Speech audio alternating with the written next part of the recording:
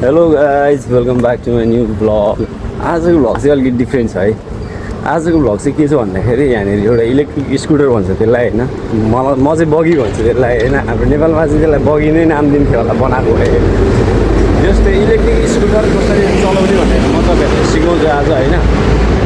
So जतिजना पनि यहाँ युगेमा बस्नुहुन्छ र यो देख्नु भएको छ, तपाईँले युज गर्नु भएको छैन भने तपाईँहरूलाई एकदमै हेल्पफुल हुनसक्छ यो भिडियो होइन।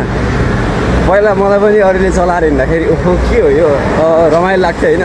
पछि आफैले सिकेपछि यो एकदमै त्यो हुन्छ नि, मजा हुन्छ कि यता सर्ट ठाउँमा कतै जानु छ भने होइन एकदम हेल्पफुल हुन्छ कि यो चाहिँ। अरे बाटो क्रस गरेँ मैले, ठ्याक्क म यहाँनिर आइसकेँ यो भएको ठाउँमा होइन। म तपाईँहरूलाई भन्छु यो कसरी युज गर्ने। सो मैले चाहिँ यसको कुरा गरेर आयो होइन। आज चाहिँ म तपाईँहरूलाई चाहिँ यो कसरी युज गर्ने भनेर सिकाउँछु होइन। सो यो युज गर्नको लागि चाहिँ तपाईँहरूसँग चाहिँ बाइकको लाइसेन्स हुनुपर्छ होइन।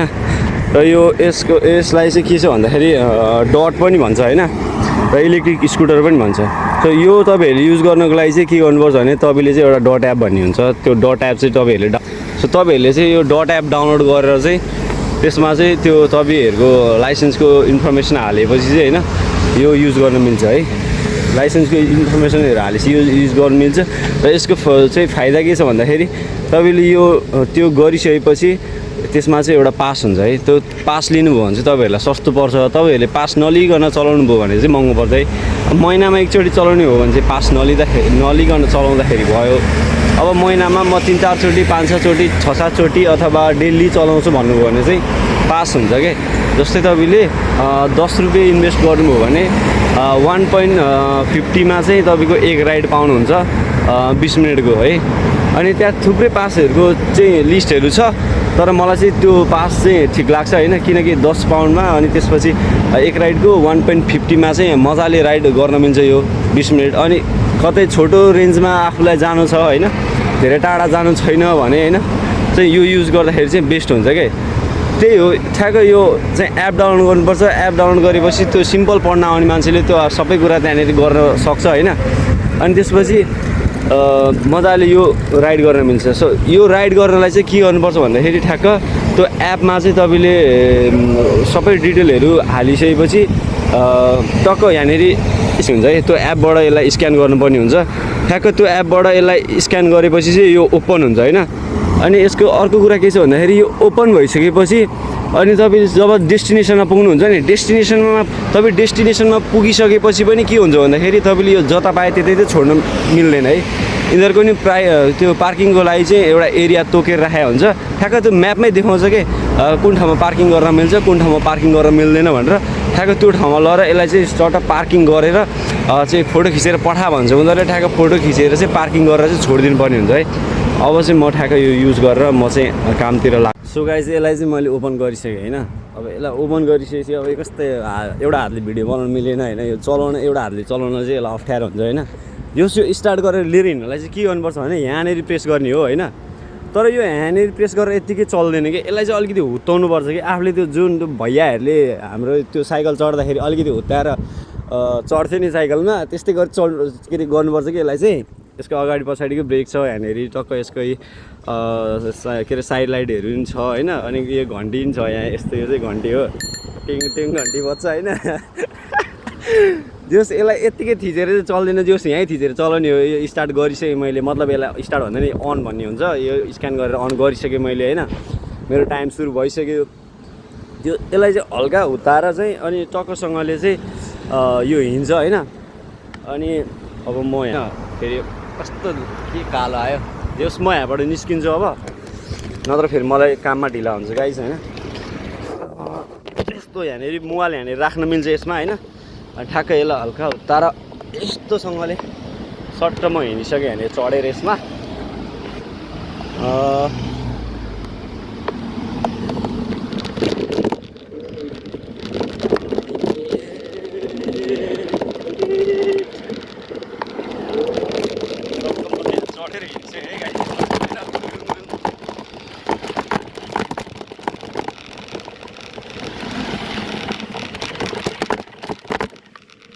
क्या बुढो हुनु भयो यार मेरो यार। के हो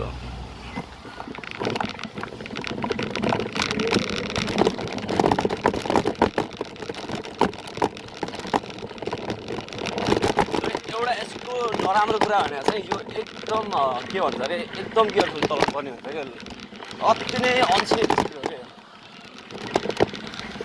बवाल ध्यान दिएर चलाउनु पर्छ यार यो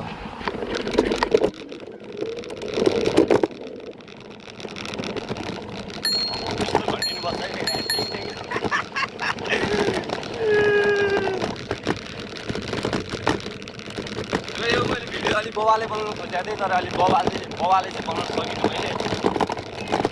मैले यो लास्ट टाइमदेखिबाट ट्राई गरेर हो कि यो भिडियो यस्तो भिडियो बनाउनलाई अघि पछि ट्राई गरेको थिएँ तर अलिकति मलाई चित्त बुझ्दो खालको भिडियो भएन कि अलिक बनाउनै मिलेन कि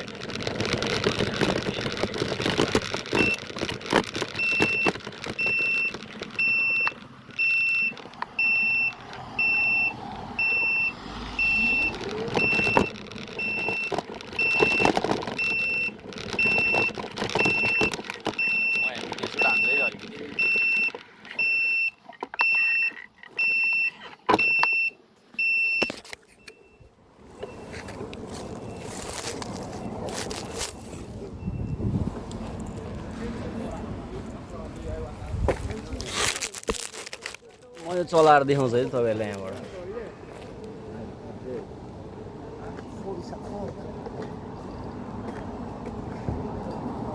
यो चाहिँ यस्तो हुन्छ यसलाई चाहिँ के गर्नुपर्छ भने ठ्याक्कै यस्तो हुन्छ होइन यसलाई चाहिँ ठ्याक्क चलाउने बेलामा चाहिँ ठ्याक्कै यहाँनिर थिचेर हल्का यसलाई चाहिँ यस्तो गर्नुपर्ने हुन्छ क्या धेरै स्लो हो भने चाहिँ कुद्दैन क्या यो हल्का यसलाई चाहिँ यस्तो गरेर यो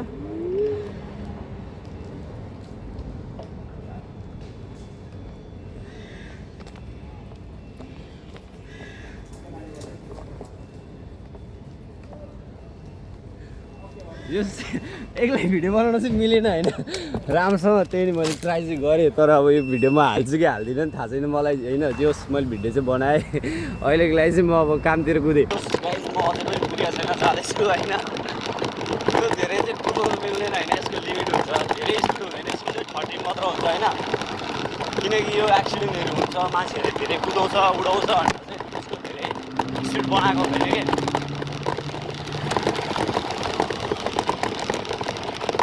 बाइक चलाउने मान्छेहरूलाई चाहिँ यो कौवा लाग्छ चाहिँ